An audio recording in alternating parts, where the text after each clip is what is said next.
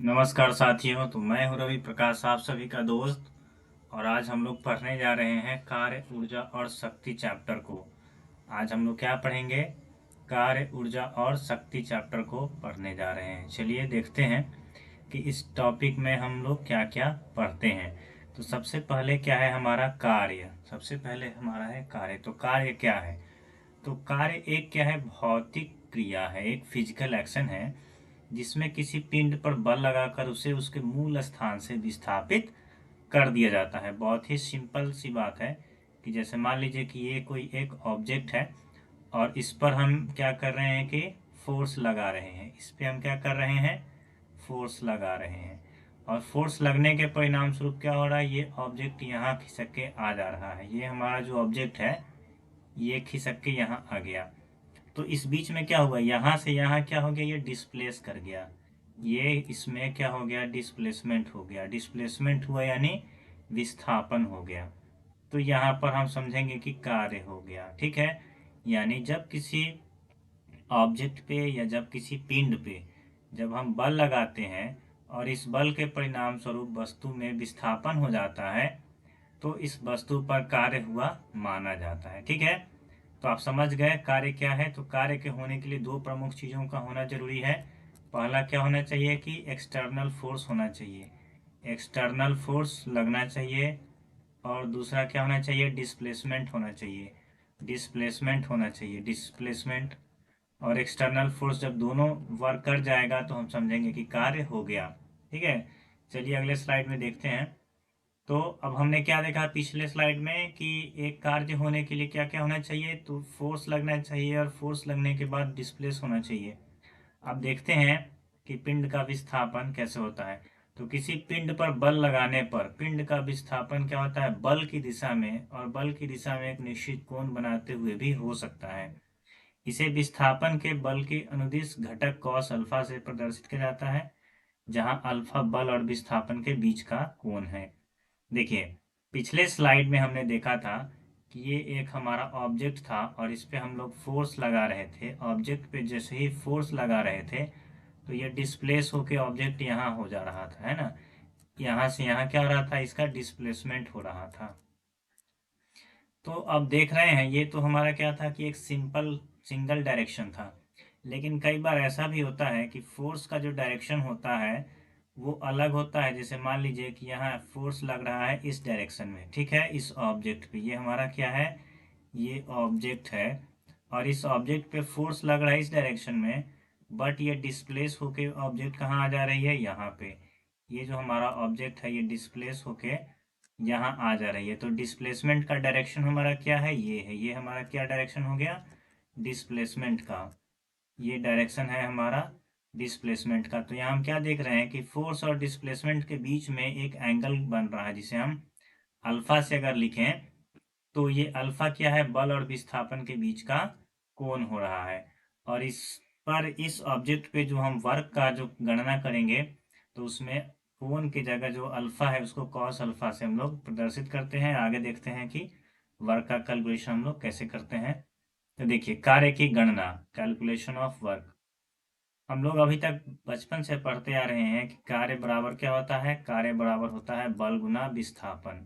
कार्य बराबर क्या होता है? बल गुना विस्थापन। ये हम लोग पढ़ते आ रहे हैं। ये होता है हमारा फोर्स इनटू डिस्प्लेसमेंट। तो किसी वस्तु पर किया गया कार्य उस वस्तु पर आरोपित बल और बल की दिशा में निश्चित कोण पर हुए विस्थापन के परिणामों का गुणनफल होता है। तो वहां पे क्या करेंगे? वर्क डन जब भी कोण बन जाएगा, बल और विस्थापन के बीच में जब कोण बनेगा उन दोनों की दिशाओं के बीच में, तो उस समय हम वर्क डन जो काउंट करेंगे तो उस परिस्थिति में हम लोग निकालते हैं कार्य बराबर होता है force into displacement into cos alpha. Force into displacement into cos alpha. कार्य का एसआई मात्रक क्या होता है? तो कार्य का एसआई मात्रक होता है जूल।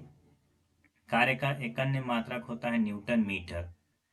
देखिए कार्य का जो एसआई मात्रक होता है, जो फोर्स इंटू डिस्प्लेसमेंट हम लोग देखते हैं, तो फोर्स का यूनिट क्या होता है? न्यूटन होता है। और डिस्प्लेसमेंट का ऐसा यूनिट क्या होता है? मीटर होता है। और वर्क का होता है जूल। तो एक जूल बराबर क्या हो जाता है? एक जूल बराबर होता है 1 न्यूटन मीटर के। ये बार बार परीक्षा में पूछा जाता है ऑब्जेक्टिव एग्जाम में कि 1 जूल कितना के बराबर होता है। ये कई बार पूछा हुआ है। तो 1 जूल बराबर होता है 1 न्यूटन मीटर के। वो इसलिए होता है कि जब हम किसी वस्तु पर 1 न्यूटन का बल लगाते हैं और वस्तु 1 मीटर डिस्प्लेस हो जाता है, वस्तु का विस्थापन 1 मीटर हो जाता है, तो ऐसी परिस्थिति में 1 जूल कार्य होता है। ठीक है ना। जैसे मान लीजिए कि ये कोई ऑब्जेक्ट है और इस पर अगर हम 1 न्यूटन का फोर्स लगा रहे हैं, ये फोर्स जो है ये हमारा 1 न्यूटन का है, और ये इसके परिणाम स्वरूप ये वस्तु यहाँ आके खिसक के 1 मीटर पे आ गई। ये 1 मीटर डिस्टेंस कवर हो गया। इसका मतलब हुआ कि इस वस्तु पर कितना कार्य हुआ, 1 जूल कार्य हुआ। आई बात समझ में। तो चलते हैं अगले अगले स्लाइड की तरफ। तो देखते हैं किए गए कार्य की प्रकृति। जब भी हम लोग कार्य करते हैं तो उस कार्य की प्रकृति 3 तरह से डिसाइड होती है। या तो कार्य धनात्मक होता है, या ऋणात्मक हो सकता है, या शून्य भी हो सकता है। जब किसी पिंड पर बल लगाया जाता है तो उस बल के द्वारा कार्य धनात्मक, ऋणात्मक या शून्य भी हो सकता है। तो देखते हैं धनात्मक कार्य कैसे होता है। धनात्मक कार्य यानी पॉजिटिव वर्क कब माना जाएगा। तो यदि किसी पिंड पर आरोपित बल की दिशा तथा पिंड के विस्थापन की दिशा के बीच का कोण जो है वो न्यून कोण हो, यानी 0 डिग्री से बड़ा हो और 90 डिग्री से छोटा हो, तो ऐसी स्थिति में किया गया कार्य क्या होता है, ये धनात्मक होता है। देखिए, ये मान लीजिए कि ये एक हमारा ऑब्जेक्ट है। ये हमारा एक ऑब्जेक्ट है और इस ऑब्जेक्ट पे हम फोर्स लगा रहे हैं। ठीक, ये हम फोर्स लगा रहे हैं इस डायरेक्शन में, और हमारा ये जो डिस्प्लेसमेंट हो रहा है ये इस डायरेक्शन में डिस्प्लेसमेंट हो रहा है, ऑब्जेक्ट का डिस्प्लेसमेंट। तो यहाँ पे हम क्या देख रहे हैं, ये जो एंगल बन रहा है ये हमारा बन रहा है थीटा, और ये थीटा क्या है, हमारा न्यून कोण है। क्या है ये हमारा थीटा, न्यून कोण है। न्यून कोण मतलब 0 डिग्री से बड़ा और 90 डिग्री से छोटा। तो ऐसी स्थिति में हम लोग जब वर्क डन काउंट करेंगे तो क्या हो जाएगा, W equal to F into D into cos theta. तो फोर्स और डिस्प्लेसमेंट का जो मैग्नीट्यूड होगा वो लिख ही देंगे, और कॉस थीटा 0 डिग्री से जैसे बड़ा होगा, जैसे मान लीजिए कि अगर थीटा 30 डिग्री है तो कॉस थीटा, कॉस 30 डिग्री का मान कितना हो जाता है, √3/2। तो ये हमेशा पॉजिटिव वैल्यू देगा। क्यों, क्योंकि कॉस 30 डिग्री हो या कॉस 60 डिग्री हो या कॉस 45 डिग्री हो, सबका वैल्यू क्या होता है, ये पॉजिटिव वैल्यू होता है, पॉजिटिव वैल्यू होता है। इसीलिए हमारा कार्य क्या हो जाएगा, धनात्मक कार्य होगा। चलिए अगले स्लाइड की तरफ देखते हैं। तो अगला स्लाइड है हमारा धनात्मक कार्य के उदाहरण। अब हमने देखा कि धनात्मक कार्य होता कैसे है, उसका कैलकुलेट हम लोग कैसे करते हैं कि कार्य हमारा धनात्मक है या ऋणात्मक। तो अब देखते हैं उदाहरण से कि किसी वस्तु को जब हम ऊपर उठाते हैं तो वहां धनात्मक कार्य होता है। मेज पर रखी वस्तु को जब हम आगे की ओर खिसकाते हैं उस समय भी धनात्मक कार्य हो रहा होता है। कुली के द्वारा जो ट्रेनों में सामान वगैरह चढ़ाया जाता है तो वो भी धनात्मक कार्य का उदाहरण है। अब देखते हैं कि कार्य का अधिकतम मान कब होगा। तो अगर किसी पिंड पर लगाए गए बल और उसके विस्थापन के बीच की दिशा के बीच का कोण 0 डिग्री हो तो किए गए कार्य का मान क्या होगा, अधिकतम होगा। ऐसी परिस्थिति में किए गए कार्य का मान अधिकतम क्यों होता है, तो जब भी हम काउंट करेंगे W, तो W equal to F into D into cos theta, और यहाँ पे F और D और कॉस थीटा की जगह 0 डिग्री अगर हम पुट करेंगे तो 0 डिग्री का वैल्यू कितना होता है, 1 होता है। यानी हमारा मैक्सिमम वर्क डन होगा इस कंडीशन में। कब, जब अगर हम किसी ऑब्जेक्ट को इस तरह से खिसकाएं कि उसके डिस्प्लेसमेंट और फोर्स का डायरेक्शन सेम हो। यानी ये फोर्स का डायरेक्शन इधर है और डिस्प्लेसमेंट का डायरेक्शन इधर है, तो इस दोनों में इस समय क्या हो रहा है, 0 डिग्री का कोण बन रहा हो। जब फोर्स और डिस्प्लेसमेंट के बीच में एंगल कितना बन रहा हो, 0 डिग्री, तो कार्य उस समय अधिकतम होता है। ठीक है, चलिए चलते हैं अगले स्लाइड पे। ऋणात्मक कार्य की गणना हम लोग कैसे करते हैं। यदि किसी पिंड पर आरोपित बल और पिंड के विस्थापन की दिशा के बीच का कोण 90 डिग्री से अधिक हो जाए और 180 डिग्री से कम हो तो किया गया कार्य जो है वो ऋणात्मक कहलाता है। ये कब हो सकता है, देखिए मान लीजिए कि ये हमारा एक ऑब्जेक्ट है, ठीक है। और इस पे फोर्स इस डायरेक्शन से लग रहा है, ये हमारा डायरेक्शन ऑफ फोर्स है। और हमारा क्या है कि ये जो है, ये हमारा डायरेक्शन ऑफ डिस्प्लेसमेंट है, ये हमारा डायरेक्शन ऑफ डिस्प्लेसमेंट है। तो यहाँ हम देख रहे हैं ये जो एंगल बन रहा है ये ऑब्ट्यूज एंगल बन रहा है, यानी अधिक कोण बन रहा है। 90 डिग्री से बड़ा है परंतु 180 डिग्री से छोटा हो रहा है।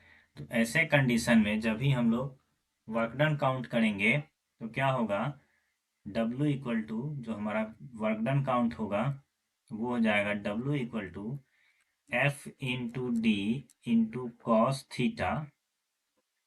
और cos थीटा का मान नोट करके हम लिख देते हैं, नोट करके लिख देते हैं cos थीटा का मान 90 डिग्री से अधिक, 90 डिग्री से अधिक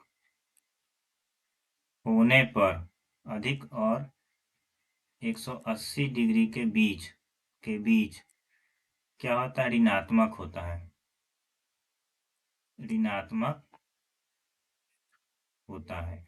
तो ऐसी परिस्थिति में क्या हो जाएगा, हमारा साइन क्या बन जाएगा, ऋणात्मक का चिन्ह लग जाएगा। तो जैसे ही हम W equal to F into D cos theta करेंगे तो हमारा साइन हो जाएगा F इंटू डी, और कॉस थीटा का जो भी वैल्यू होगा वो माइनस के साथ में होगा। तो हमारा कार्य क्या हो जाएगा, माइनस के चिन्ह लगने से ऋणात्मक कार्य हो जाएगा, ठीक है। देखिए ऋणात्मक कार्य का उदाहरण, जब हम किसी गेंद को ऊपर की ओर उछालते हैं, आकाश की तरफ फेंकते हैं, तो उस पर पृथ्वी का गुरुत्वाकर्षण बल नीचे की ओर लगता है, जबकि गेंद का विस्थापन क्या होता है, हमारे बल लगाने से वो ऊपर की तरफ होता है।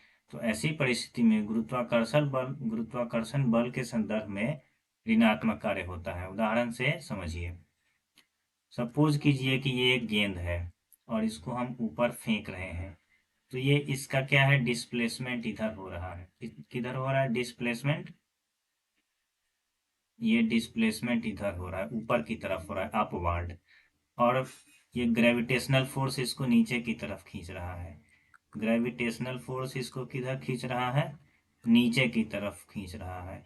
तो ग्रेविटेशनल फोर्स का डायरेक्शन क्या हो रहा है, ये नीचे की तरफ है, डाउनवर्ड है, लेकिन डिस्प्लेसमेंट क्या है, अपवर्ड है। तो क्या हो रहा है, इस ग्रेविटेशनल फोर्स के अगेंस्ट में डिस्प्लेसमेंट हो रहा है। तो ऐसी परिस्थिति में ग्रेविटेशनल फोर्स यानी गुरुत्वाकर्षण बल के संदर्भ में कार्य क्या हो रहा है, ऋणात्मक कार्य हो रहा है। यहाँ पे जो कार्य हो रहा है वो कैसा हो रहा है, ऋणात्मक कार्य हो रहा है। ऋणात्मक कार्य यह भी दिखाता है कि पिंड पर जो आरोपित बल है वो पिंड की गति का विरोध करता है। जैसे ही हम गेंद को ऊपर की तरफ फेंकते हैं तो गुरुत्वाकर्षण बल गेंद को नीचे की ओर खींच रहा होता है। तो हम क्या देख रहे हैं कि उसके डिस्प्लेसमेंट की जो दिशा है, यानी जो वस्तु जिस तरफ जा रही है, गुरुत्वाकर्षण बल उसको ठीक विपरीत दिशा की तरफ खींच रही है। तो ऋणात्मक कार्य उस समय भी होगा जब एक गति के विरोध में दूसरा गति हो, तो उस समय भी ऋणात्मक कार्य होगा। और अगर किसी पिंड पर जो बल लगाएंगे तो बल और हो रहे विस्थापन के बीच का कोण कितना हो, अधिक कोण हो, यानी 0 डिग्री से बड़ा हो परंतु 90 डिग्री से बड़ा हो परंतु 180 डिग्री से छोटा हो, तो उस परिस्थिति में भी क्या होता है कि वो हमारा जो मान हो रहा होता है कार्य का वो ऋणात्मक हो जाता है। चलिए देखते हैं अगले स्लाइड को।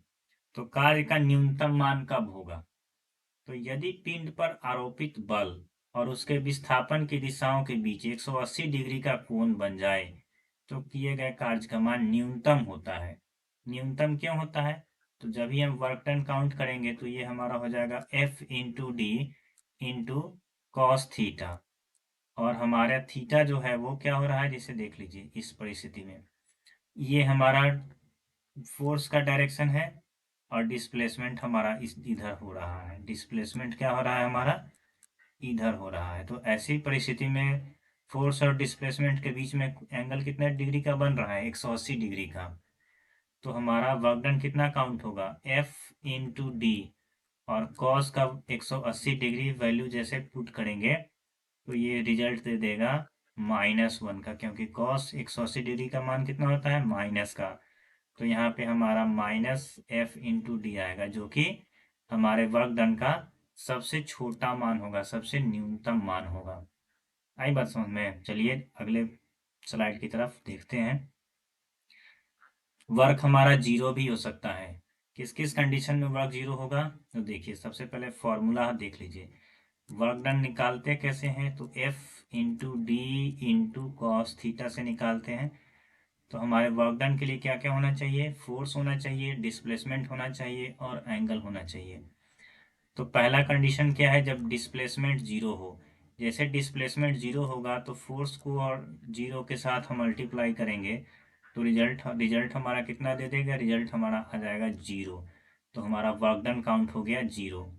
जब बल ही जीरो हो जाए तो क्या करेंगे? फोर्स जीरो हो जाएगा तो डिस्प्लेसमेंट के साथ इसको जैसे मल्टीप्लाई करेंगे थीटा कॉस थीटा, तो ये भी हमारा रिजल्ट जीरो हो जाएगा। और एक ऐसा परिस्थिति हो कि जब हमारा डायरेक्शन ऑफ फोर्स इधर हो, अपवर्ड हो, और डिस्प्लेसमेंट ऑफ फोर्स दूसरी तरफ हो, तो फोर्स और डिस्प्लेसमेंट के बीच का जो डायरेक्शन हो रहा है उसके बीच में जो एंगल बन रहा है, ये कितने का बन रहा है? ये बन रहा है 90 डिग्री का एंगल बन रहा है। तो ऐसी परिस्थिति में जब हम लोग वर्क डन काउंट करेंगे तो हमारा हो जाएगा F into D into cos theta. और थीटा के जगह जैसे ही हम काउंट पुट करेंगे कॉस 90 डिग्री, तो कॉस 90 डिग्री का वैल्यू कितना होता है? जीरो होता है। तो जीरो को किसी भी राशि से गुना करेंगे तो वो जीरो ही होगा। तो इस कंडीशन में भी हमारा क्या हो जाएगा? पिंड पर आरोपित बल और बल के विस्थापन जो हो रहा है, आरोपित बल और विस्थापन की दिशा, उसके बीच में जैसे 90 डिग्री का एंगल बन जाएगा तो हमारा वर्क डन काउंट होगा जीरो। तो आप समझ गए होंगे कि जीरो किस किस परिस्थिति में हो सकता है वर्क डन। चलिए थैंक्स फॉर वाचिंग, और हम लोग अगले वीडियो में ऊर्जा और शक्ति टॉपिक को कवर करेंगे। अगर वीडियो अच्छा लगा हो तो सब्सक्राइब करना नहीं भूलें। हाँ, एक चीज़ ज़रूर है कि इसमें जो भी टॉपिक हम शामिल किए थे वो बहुत ही सार संक्षेप में था और एग्ज़ाम के पॉइंट ऑफ व्यू से था, तो इसको आप अच्छे से देख लीजिएगा और कोशिश ये कीजिएगा कि आप इसको नोटबुक के साथ कवर कर लीजिए। धन्यवाद।